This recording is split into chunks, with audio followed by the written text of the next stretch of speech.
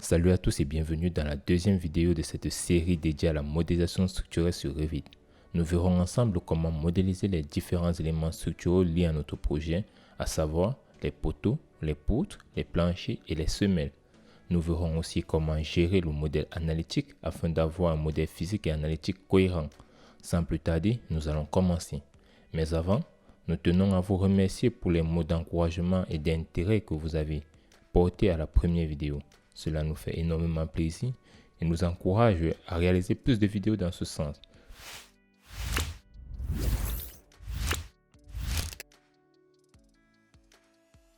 Dans la vidéo précédente, nous avons vu comment débuter un projet de structure, comment créer les niveaux analytiques et aussi comment importer les fichiers DWG sur notre espace de travail.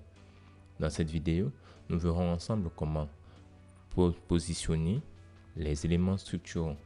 Mais avant cela, nous devons paramétrer l'espace, c'est-à-dire vérifier que la direction de vue c'est vers le haut, puisque nous travaillons sur l'aspect structurel. Pour vérifier la direction de vue, nous restons toujours dans le plan de structure rez-de-chaussée. Ensuite, nous venons dans modifier le type. Et dans modifier le type, nous avons direction des vues. Nous vérifions la direction des vues et nous voyons que c'est vers le haut. Une fois qu'on a vérifié la direction des vues, nous allons aussi modifier la plage de vue. Et pour la plage de vue, lorsqu'on est dans la palette de propriétés, on descend au niveau de la zone d'étendue, nous aurons plage de vue. On clique sur plage de vue. Et dans plage de vue, nous voyons que le niveau haut, nous allons mettre le niveau supérieur qui est le rez-de-chaussée avec un décalage de 0. Ensuite, nous allons faire une coupe à 1,50 m. Nous allons prendre comme profondeur le niveau supérieur avec un décalage de 0 aussi. On va faire OK. Et lorsqu'on fait OK, on n'a plus rien qui se signale sur notre projet. Nous avons réalisé une vidéo pour vous montrer comment fonctionne la plage de vue et comment maîtriser ou bien comment les paramétrer. Nous vous conseillons d'aller le regarder. Une fois que nous avons terminé avec la plage de vue, nous allons maintenant mettre les niveaux en fond de plan. Ceci dit, nous revenons toujours dans notre palette de propriétés. Nous allons dans niveau en fond de plan. On va prendre comme niveau de base, on va prendre le R+1 parce que nous voulons voir ce qui se passe au R+1 et niveau supérieur R+2, on fait regarder vers le bas. Nous aurons notre niveau en fond de plan qui va arriver et voici notre niveau. Nous avons le R+1 qui est visible au niveau du rez-de-chaussée. La suite, ce sera de créer les axes. On va faire GR pour créer les axes. Ensuite, on va venir positionner notre axe. On va par exemple faire un décalage de 7,5. Nous allons cliquer à gauche. Nous allons aller à droite. Ensuite, nous sélectionnons notre axe et là, on fait modifier le type. On valide. On fait OK. Nous allons étendre notre axe. Au cours de cette vidéo, nous n'allons pas nous attarder pendant très longtemps sur les axes parce que nous avons réalisé une vidéo qui vous montre comment gérer les axes et comment les positionner. Lorsque nous terminons avec la mise en place des axes, nous pouvons par exemple avoir des axes qui sont très proches. Du coup, la lisibilité n'est pas bonne. Ce que nous pouvons faire, c'est de sélectionner un axe. Ensuite, nous cliquons sur l'icône qui s'affiche ici. Et lorsque nous cliquons dessus, nous avons ajouté le coude et nous pourrons déplacer le symbole ou bien la nomenclature de l'axe désigné. Nous allons faire pareil du côté droit. On clique, ensuite on déplace. Et lorsque vous déplacez, vous avez un trait qui vous montre l'alignement avec le symbole qui se situe de l'autre côté. Vous pouvez faire ainsi sur vos différents axes pour améliorer la lisibilité. Lorsque nous avons terminé avec cela, nous pouvons passer à la mise en place de nos différents poteaux. Nous allons faire juste CL pour le raccourci clavier ou vous pouvez partir dans l'onglet structure et vous avez poteau. Vous prenez poteau, vous avez le poteau qui apparaît. Lorsque vous prenez poteau, vous avez par exemple des IPN. Nous avons l'IPN 80 qui est sélectionné par défaut. On va cliquer dessus. Ensuite, nous avons des poteaux rectangulaires de section de 30 par 45. Nous allons sélectionner le poteau. Certes, ce n'est pas le poteau que nous voulons utiliser. On va faire modifier le type. on va dupliquer, on va créer notre poteau. Par exemple, nous allons créer un poteau de 15 par 20. On fait valider. On peut le renommer. On va faire renommer. On va mettre à ce niveau 15 par 20. On fait OK. Ensuite, on va mettre comme base 15 et comme hauteur 20. On fait valider. Vous pouvez faire ainsi pour créer vos différents poteaux, les différentes sections que vous avez dans votre projet. Une fois que vous avez créé votre poteau, vous devez définir le matériau qui va avec. Dans notre projet, on définit le matériau des poteaux dans matériaux. Et dans matériaux, nous allons chercher le béton de Vinci. Nous sélectionnons le béton de Vinci. Nous pouvons venir dans physique pour regarder ses apparences. Ensuite, nous pourrons regarder par exemple la thermicité. Mais là, nous n'avons pas besoin. On va fermer thermicité. On va prendre physique. On reste dans physique. On va regarder dans physique. On voit que le module de ion, c'est 32 000 mégapascales. La compression, la densité 2501,37 kg. C'est pas mal.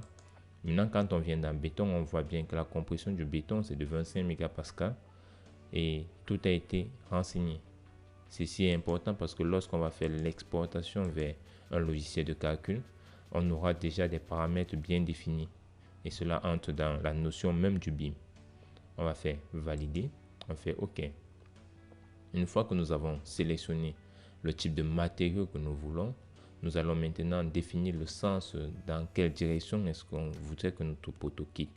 On voudrait que notre poteau quitte du rez-de-chaussée pour arriver au R+1. Donc on va prendre hauteur. Mais si on voulait par exemple mettre les poteaux de fondation, on allait prendre profondeur et on devait avoir fondation. Pareil, si vous avez un poteau qui doit quitter du rez-de-chaussée pour R+2, vous pouvez sélectionner le niveau d'atterrissage ou bien le niveau de destination finale. On va rester au R+1, on va prendre R+1 et nous allons donc venir disposer nos poteaux aux différents éléments, aux différents endroits. Nous allons par exemple mettre ce poteau ici. Et pour faire la rotation par exemple du poteau, on appuie juste sur la barre d'espacement et ça fait une rotation. Espace, espace et on a la rotation. Là, on va positionner ce poteau à ce niveau. Nous avons terminé avec la mise en place des poteaux sur notre projet. Vous pouvez remarquer que nous avons des poteaux à ces endroits, mais qui sont difficilement repérables. Pour pouvoir les repérer plus facilement, nous pouvons activer l'épaisseur des lignes en faisant TL. Et lorsque nous faisons TL, nous voyons que nous avons maintenant des poteaux que nous pouvons facilement visualiser. Lorsque nous visualisons les poteaux, nous pouvons passer à l'étape suivante. Mais avant cela, il y a une notion qu'on doit pouvoir comprendre, c'est que lorsque nous créons un élément structurel, son élément analytique se crée aussi. Cela veut dire que c'est cet élément analytique qui sera transporté ou bien importé dans un autre logiciel de calcul. Comment faire pour voir le modèle analytique? C'est lorsque nous venons dans les plans que nous avons créés, nous n'avons plus nos sections de poteaux qui apparaissent, mais nous avons juste leur représentation analytique. Si nous venons en 3D pour une meilleure visualisation, nous avons le modèle analytique 3D qui est représenté juste par des traits, des lignes qui représentent nos différents poteaux. Par contre, si nous cliquons sur 3D à ce niveau, nous avons notre modèle entier qui apparaît et qui nous montre nos poteaux que nous avons positionnés. Il suffira juste de le paramétrer pour pouvoir mieux visualiser. Et son paramètre, pour commencer, nous allons faire visibilité graphisme en cliquant ici. Ou alors, nous pouvons utiliser le raccourci clavier VV. Et dans le raccourci clavier, nous allons aller dans catégorie importée. Et dans catégorie importée, nous allons désactiver la visibilité de tous nos calculs ou de tous nos projets que nous avons importés. Ensuite, nous allons faire valider déjà. Nous voyons que nous n'avons plus nos différents plans en DWG qui apparaissent. Nous allons aussi mettre une visibilité cachée, en ligne cachée. On va venir en bas, on va faire style visuel. On va choisir ligne cachée. Dans ligne cachée, nous voyons que nous avons des points qui représentent le modèle analytique. Ce qui n'est pas important dans notre vue 3D. Nous allons désactiver le modèle analytique à ce niveau. On fait masquer le modèle analytique et nous avons juste nos éléments qui apparaissent. Voici nos différents éléments qui apparaissent et lorsque nous allons dans notre modèle 3D, analytiques, nous avons aussi leur représentation analytique. C'est très important de pouvoir visualiser ces différents éléments, ce qui nous permettra par la suite d'apporter des ajustements ou des modifications sur le modèle analytique. Nous allons donc revenir au rez-de-chaussée.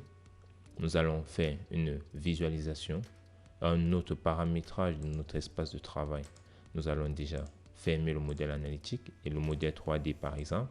Nous allons juste laisser le modèle analytique du rez-de-chaussée et le rez-de-chaussée lui-même. Lorsque nous avons fait ça, nous allons venir dans Vue et nous allons aller dans Vue mosaïque. Lorsque nous faisons Vue mosaïque, nous avons maintenant notre modèle physique à gauche et le modèle analytique à droite. On peut faire zoomer tout en faisant Z2A. Ça nous ramène tous les différents projets au centre. Maintenant que nous avons terminé avec ceci, nous allons mettre le modèle 3D de part et d'autre. On va cliquer à gauche, on sélectionne le rez-de-chaussée, ensuite on va faire 3D. La 3D apparaît juste au rez-de-chaussée sur la zone qui est prévue pour le rez-de-chaussée. Nous allons aussi aller à droite, nous allons cliquer et nous allons double-cliquer sur le modèle analytique. Ainsi, nous aurons le modèle analytique à droite, le modèle physique à gauche, ainsi que nos plans à gauche de manière physique et leur modèle analytique à droite. Ceci est toujours réalisable si vous avez par exemple deux écrans, vous pouvez mettre votre modèle analytique sur un écran et le modèle physique sur l'autre. Nous avons réalisé une vidéo qui vous permettra de comprendre comment personnaliser votre espace de travail. Nous vous conseillons d'aller le regarder pour apprendre plus sur cette personnalisation. Une fois que nous avons terminé avec nos différents éléments de poteau et notre personnalisation par exemple, nous allons mettre le modèle analytique en vue 3D et nous allons disposer nos poutres dans le modèle physique. Pour disposer les poutres, nous allons aller dans structure et nous allons choisir poutres où nous pouvons utiliser le raccourci clavier BM. On va faire masquer, on va faire BM. Lorsque nous prenons BM, nous voyons qu'ils ont des IPN. Nous allons prendre des poutres rectangulaires et nous allons encore faire dupliquer. Et lorsque nous faisons dupliquer cette fois-ci, on va faire, c'était modifier le type autant pour moi, on fait dupliquer dans la palette de propriétés. Une fois qu'on veut dupliquer notre élément, on va par exemple faire 15 x 40 de hauteur. On fait OK. Ensuite, on va prendre une hauteur de 15, une base de 15, autant pour moi, et une hauteur de 40. Lorsque nous avons défini ceci, on peut faire valider, on fait OK.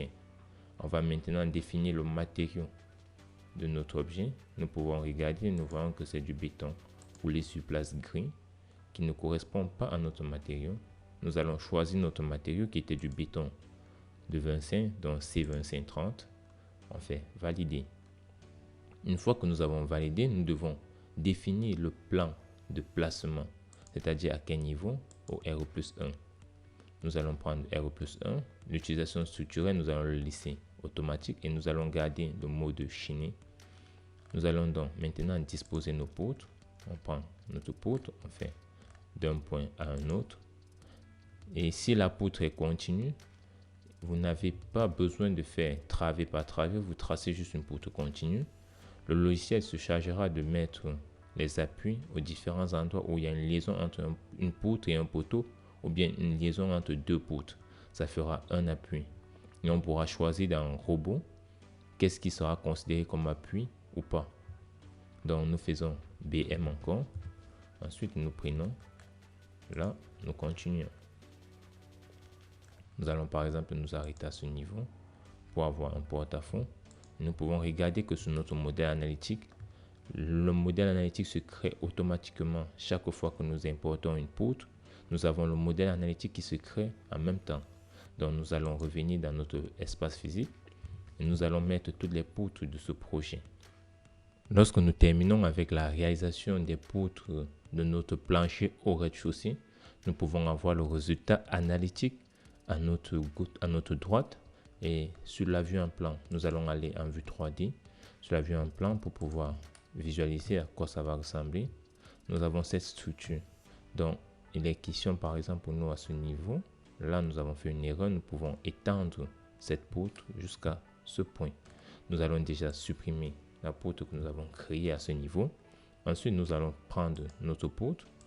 Lorsque nous venons, par exemple, dans l'option modifier, nous allons prendre étendre. On va sélectionner la poutre sur laquelle nous voulons étendre, par exemple cette façade. Nous allons sélectionner jusqu'à ce point. Et là, maintenant, nous avons, par exemple, notre poutre qui a été étendue. Et en même temps, son modèle analytique a été aussi modifié. Nous voyons que nous avons maintenant terminé avec. Nous pouvons revenir sur notre vue en plan pour pouvoir disposer les différents planchers. Mais avec les plans en DWG qui apparaissent, il devient un peu difficile de voir où se trouvent nos éléments structuraux.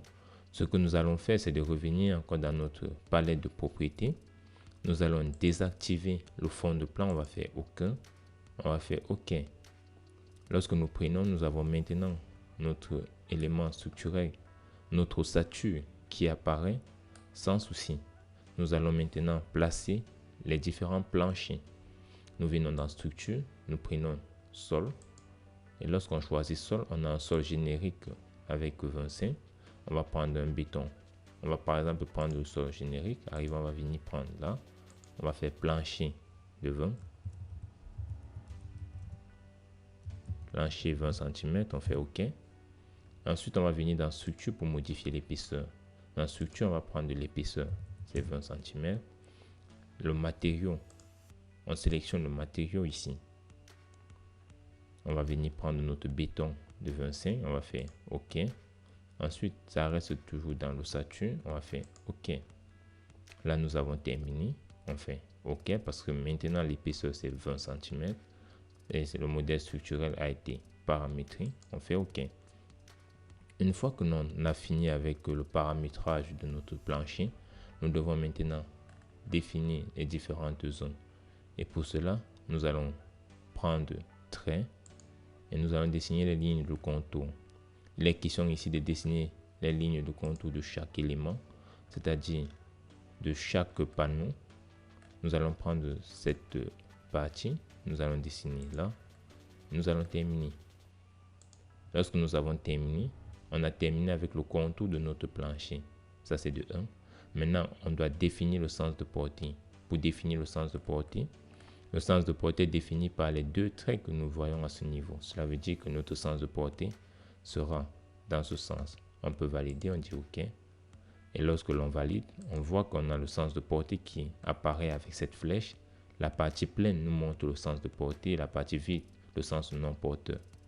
Et dans notre modèle analytique, nous avons aussi notre dalle qui apparaît de manière analytique. Nous allons revenir à ce point, nous allons taper Entrée pour répéter la même tâche.